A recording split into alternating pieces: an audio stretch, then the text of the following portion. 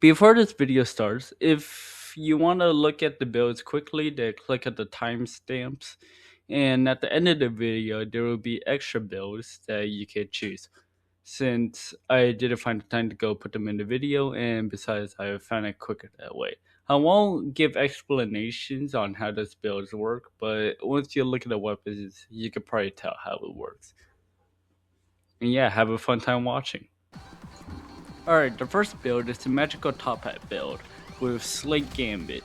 Now, this top hat build, what you basically do is either support your enemies or you run headfirst into battle. Since the regen dash can heal you by 20% and your forward barrier helps you protect you from most damage hits or lethal projectiles like slipknot arrows, slipknot projectiles, you get the idea. Now, Slate Gambit itself, the variant type, is actually really interesting because one, it gives you overhealth, and second, it explodes when an enemy hits you. So basically, you're a kamikaze running into battle head first, and then yeah, it's pretty easy to get kills, honestly. Slate Gambit does a lot more damage than it should. And your remix will be Artemis Bow because Artemis Bow is one of the best support remixes for, well, damage and healing, since it does a lot of damage and it heals a lot very quickly. You can also spam it or hold down the charger option to go choose if you want to go shoot the arrow farther or closer. Depends on your taste, honestly. Now, this Slate Gambit variant of Magician's Tophat actually also inflicts anti-heal, which will help you and your teammates inflict kills on healers easier. Because anti-heal, in case you didn't know, prevents all sources of healing or reduces all sources of healing. It's actually really good as a support weapon and support debuff. Now, if you're already going in there to go kamikaze yourself, you might as well also land some quick kicks with this build because quick kicks do a lot more damage than you actually think. 45 damage is actually a lot if you didn't know. So what you do with this build is spam your M2 and run in there while spamming forward barrier. So that way you take the least amount of damage possible, and if you do, you basically explode and inflict anti-heal to everyone, thus landing all your kills with your quick hit or M1s. Depends. Now this next build is the Coach Shotgun build. Now with this Coach Shotgun build, all you do is basically fly around, find a lone survivor, and then you basically tranquilize them and burst them down very quickly. It's not that hard to understand, honestly. You can probably figure this out on your own. Since Coach Shotgun, whenever you fire it, you actually get a recoil as long as you're in the air. So basically, you can keep on firing at the ground, make yourself fly, then you use your M2 to go run around, find a lone survivor, then you tranquilize them and burst them down. It's not that hard. Your regen dash is there for your normal healing, and the remix ability, which would be support helicopter, will just be used for extra DPS. And don't forget, while you are in the support helicopter, you can actually end your remix ability early by holding that control, which is the same thing as crouch, to fly downwards and explode in a huge radius, thus killing a lot of people with your big damage explosion. Your perk is obviously going to be Assassin's Gambit, since you don't want to be seen hunting down a lone person. Other than that, yeah, it's pretty easy to understand.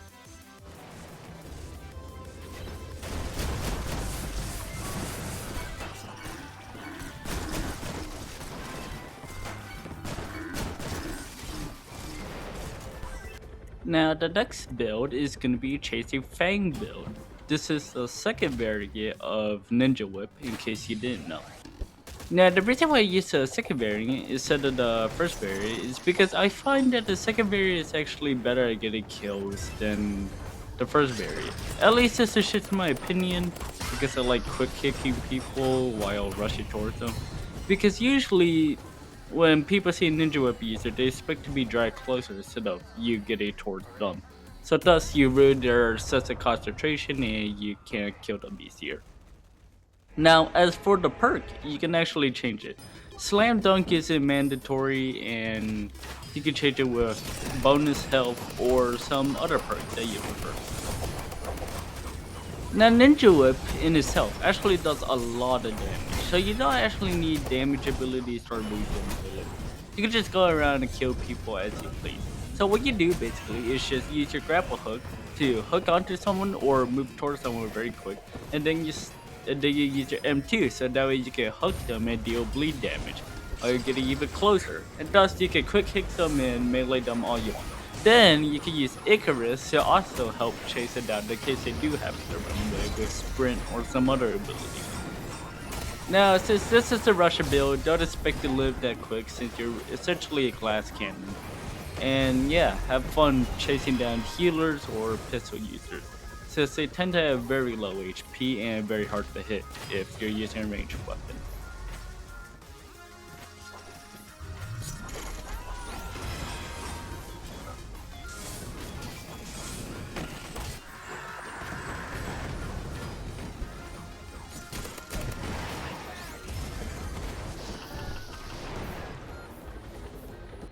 Alright, for the next weapon, we got Lightning Wand. Now, this weapon is rarely used by others because, honestly, I just feel like they don't know how to use Lightning Wand at all. Anyway, so basically how Lightning Wand works is that whenever you use your M2, it spawns down a Lightning Cloud, which can chain lightning attacks between enemies. So it's a really good AoE weapon, and considering that it is explosive, yeah, you're supposed to expect that. Now, if you shoot your lightning wand at the ground, you actually get propelled upwards a little bit. So you could just shoot it downwards and then use a lightning cloud, and then there, you're now standing on the lightning cloud. So what you basically do with this weapon is run around using your explosions as propulsion or using your rag table as movement. And you essentially fly around, explode everywhere, and run away. And yeah, you just get free damage and AoE. Now, Lightning Wand is only useful if the other people are stupid and don't know anything about the Lightning Cloud and refuse to break it. And well, if they are stupid, then you just get a free win. It's not even that hard. The perk can be changed if you want. I keep it there because you can use it with the rag table to go make yourself float farther than usual, and you also take no fall damage. Alright, one last thing. I used a helicopter remix here because you can continue to use Lightning Wand with it if you press Q, which means you can just spam Thunderbolts and more AoE. It's really helpful since you are flying around and people don't tend to go after you if you're in a helicopter, so you essentially get free damage or free kills.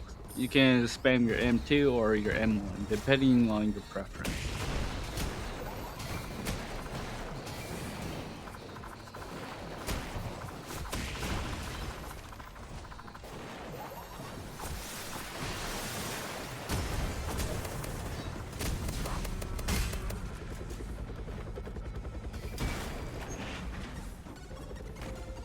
Alright, next up we got a Staff of Life build. Now, due to the constant nerfs that Staff of Life keeps on getting, like how regen doesn't activate the special ability of Staff of Life anymore, and most of the healing abilities of the game that contribute, like Prayer and Healing Screen, all kind of suck in terms of healing, your best bet is now using a Combat Medic build. Now, since everybody's using Thorn Incantation, you're better off using Solstice. Now, Solstice is a highly underrated variant of Healing Staff because it actually propels you backwards and actually helps you gain movement. Now, I consider this better than Better Together because you have no real use of being faster anymore since Sprint is a thing, and well, you don't really need to spend damage mana on that when you could just spend mana on regenerating your own HP. So yeah, that's why Solstice is there instead of Thorn Incantation or a Better Together.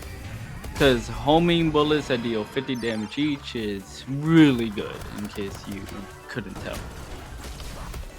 Now, of course, there is some drawbacks from being Combat Medic. Is that you barely heal and instead you're basically going for kills. What I recommend with this build is say you go and heal the person with the highest amount of HP and try and inflict as much overhealth as possible on them with your abundance perk. So that way you are actually actively being helpful to the team and actually doing damage when you use your Solstice ability. And if anyone tries and kills you, you can just use your Solstice ability to damage them while you're also being propelled backwards, thus preventing them from killing you fully. Unless you're like a Slipknot user or a paintball gun user, then yeah, good luck. Now the remix ability in itself can be swapped. Like Shrink Ray isn't that helpful here. You can probably change it with Phase Circle, Divine Veil, or Artemis Spell.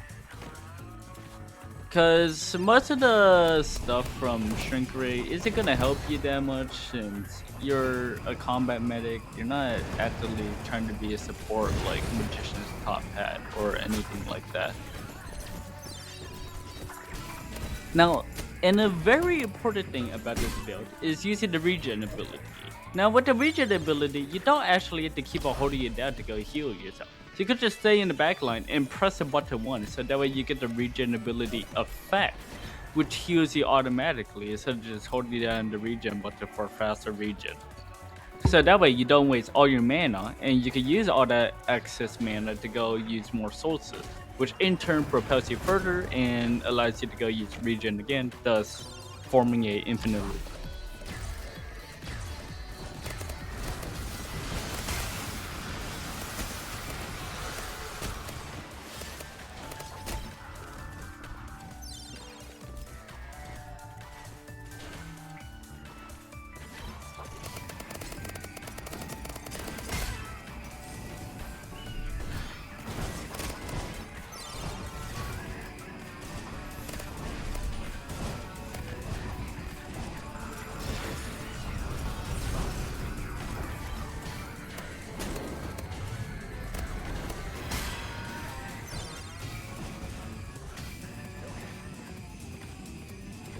Alright, next up we have a Banhammer build. Now this Banhammer build is basically exactly the same as every other Banhammer build, where you just jump high and then one-shot anybody who accidentally walks under your gaze.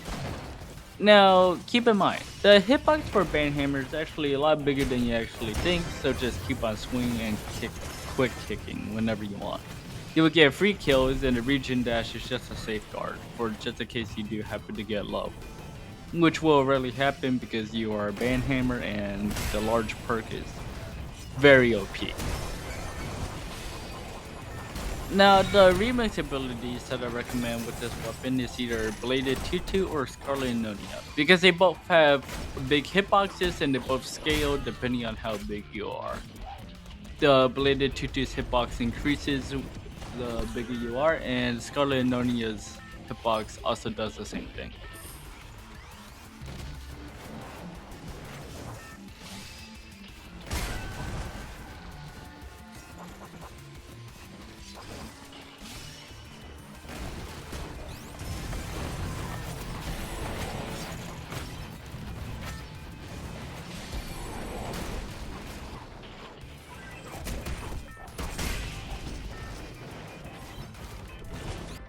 Alright, next up is the 8-bit blaster build. Now I recommend using this build on the map Kin because 8-bit blaster actually benefits from killing the zombie entity, since it helps to recharge the blaster charges, which deal lots of damage when you use the second variant of 8-bit blaster. Now what you do with this build is just run around, spam your bullets, enter your entire mag whenever you can, because who knows if some idiot's gonna run into your bullets and give you free charge. Now, if someone's chasing you, you could just aim your blaster into the ground and fire it, so that way you get propelled upwards and that way they can't hit you. It's pretty easy to use and it's a lot of damage, since this weapon is specifically used to take down tanks and annoying people who run towards you without a single thought in the world. Now, the reason why I use Medusa's head here is because not many people know how Medusa's head works. So basically, if you just pull it out, you just get tons of free kills instantly because people don't know that you're supposed to look away from Medusa's head. Unless they like watch this video, but not many people are gonna do that, I'm pretty sure. Now, the main goal of this build is to stay in the back line, and then whenever you see someone is really low, just run up to them using sprint while being invisible and just burst them down with your M2, which is your explosion. So that way you get free kills and no one knows what ever happened. Since each explosion does around like 90 to 80 damage, you're essentially getting a finisher every time you gain enough charges, thus repeating the loop and making you effectively the highest damage dealer in the entire server. Now, just a slight warning to this build is that you are an extremist glass cannon. The instant someone finds out that you are the one who's causing all of the damage or trouble, or when you stop being invisible, you essentially die instantly. Because your HP is low as hell and you take so much damage from any source. But you know what they say, no pain, no gain, right?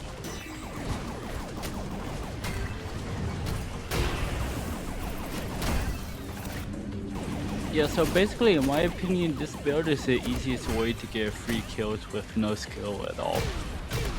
So yeah, use this build if you're a coward and really hate playing the game by normal means.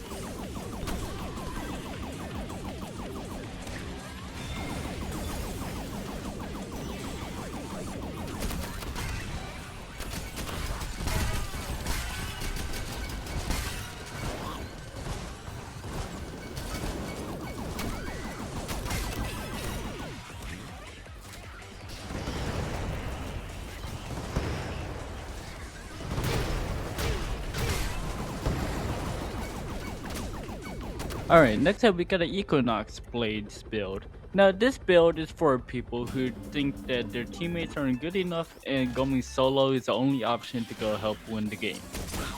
Now since this build heavily relies on Equinox's Blade M1 and M2, I guess I'll better start explaining how they work. So when you use Equinox Blades, when you press M2, you begin a stance formation. Now while you are in the stance formation, you can do one of two things. If you press M2 and M1, you will start doing a triple jab. And that triple jab will spawn projectiles and give you lifesteal on hit. And when you press M2 and M2, that will make you do a long cleave that will inflict anti-heal. Now, of course, it's obvious what you should do when the enemy is far away. You use M2 and M2 to get close, and M2 and M1 to go inflict triple jab, which will do tons of damage that gets you lifesteal. Essentially, you're a tank that can move decently fast and lifesteal everywhere.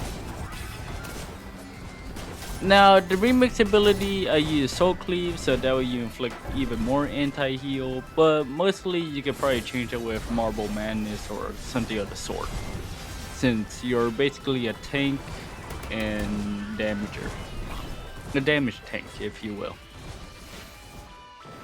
Now, basically the only downside to this build is that if someone chooses to run away from all of your attacks, you are basically completely helpless since you can't lifesteal anyone and you are basically a city duck, vulnerable to every single projectile in the game. Since you are extremely weak against long range people like Slipknot and Paintball Gun.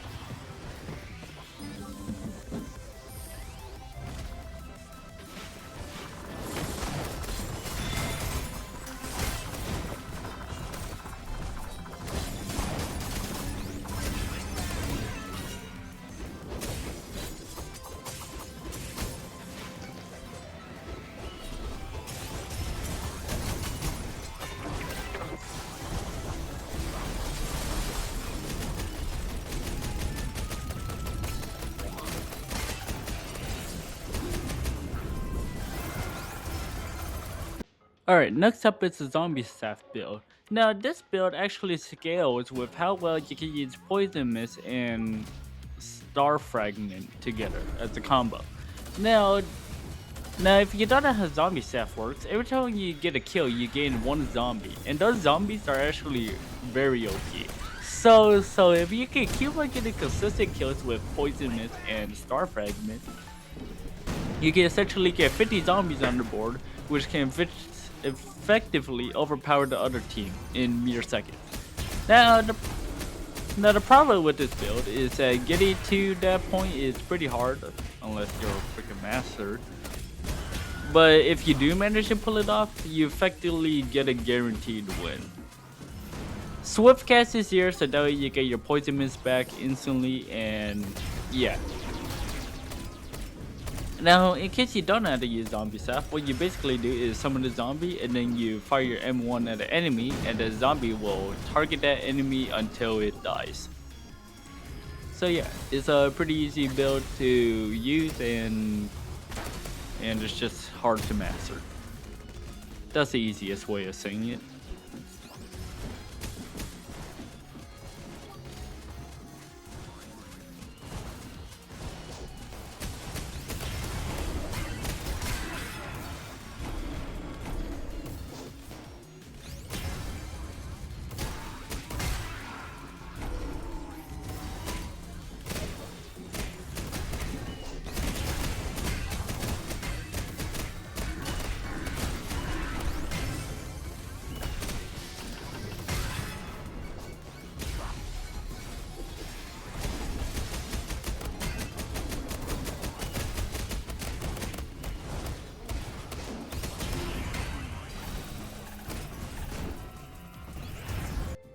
Alright, next up is a Summoner's Codex build.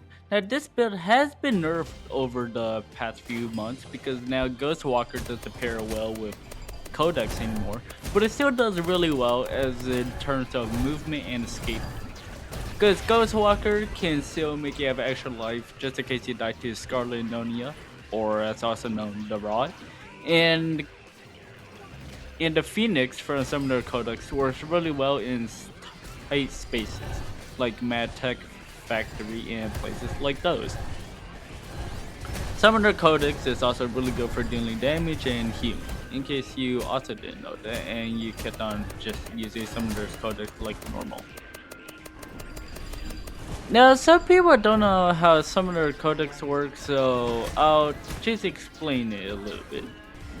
When you press M2, you get to summon a Phoenix, or Fairy, depending on your weapon skin. And when you press your number keybind, 1, 2, and 3, you can change the form of that Phoenix. For number 1, or number 1, is the Fire Phoenix, which inflicts burning. For number 2 is the Cold Phoenix, which inflicts cold or slowness. And Phoenix number 3, or key number 3, inflicts absorption, which whenever that person gains healing, you also get the healing as well. That's basically how it works. And you can spam this as much as possible as long as your charges are back. So yeah, Phoenixes are really OP when used correctly or when you spam them correctly. Whenever you summon a Phoenix, by the way, they show up in a ball or a burst, you could say. And that burst actually inflicts the debuff and while also doing damage whenever you summon them. So basically you can go around spamming your number keybind while also spamming right click, and you can effectively inflict so much debuffs on someone that they effectively die instantly. Very complicated weapon, but it gets super easy when you get used to it. Grapple hook is also just there for movement or hooking onto people so that way you can quick kick them to finish them off easier.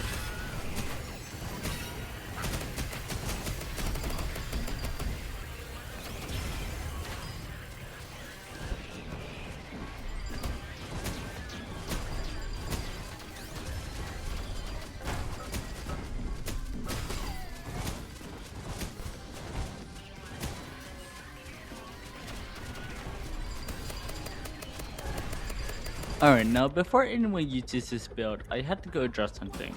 First of all, this is a weapon mastery build and not a paladin zelda build. So if you're looking for that, well, too bad. And I know how most people don't like weapon mastery because they prefer mainly one weapon, but this build is for the people who wish to be really good at all the weapons in the game and wish to lock the frickin' and get tons of kills with it. Now, the reason why I like weapon mastery so much is that you get 50 HP per kill, which is a lot. So how this build works is that you use any weapon variant that you want with any weapon. It really doesn't matter. Your starting weapon doesn't matter at all either. And what you essentially do is use your combat to slow down and deal as much damage to people as possible.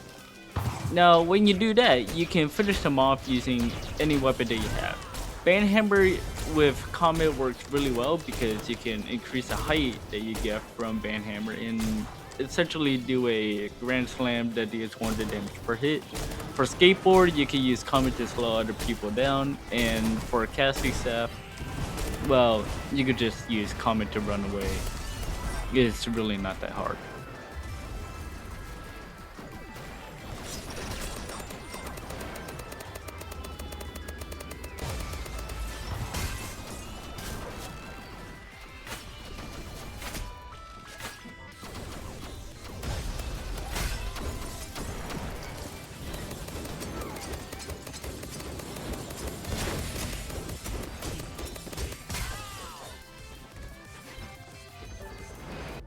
Alright, and welcome to the end of the video. The build that you see here on the screen is a build for Dark Heart, which only appear on certain maps, but that'll be too long to explain. Anyways, in this end segment of the video, I will show some builds that I didn't find the time to put in the video and that you can use. It will be right towards the sides, and I'll probably figure out something about it in post editing. Anyways, I want to thank you all for a great year 2025, and I will continue posting in the year 2026. And I want you all to keep in mind that all these builds that I've shown in this video are just my take on the meta, or what builds are good in the current state of the game, since all these builds are my opinion and should not be taken too seriously, because just because I say something is good doesn't mean that you'll be good with it or it's good for everyone. Since some people might think, oh, skateboard is the best weapon for rushing down people, which in my opinion it isn't, but yeah. So anyways, thank you all, and I'll try and see if I can put something on for all of you guys later in the future. Anyways, thank you all for watching, and leave a like on the video if you want. Bye. Post editing cool fire here. When I try increasing the length of the images, so that way you could actually see them instead of it being a quick flicker on the screen, it just refuses to enlarge and crash my entire PC, so I can't do that. So you're just gonna have to deal with that. Apologies.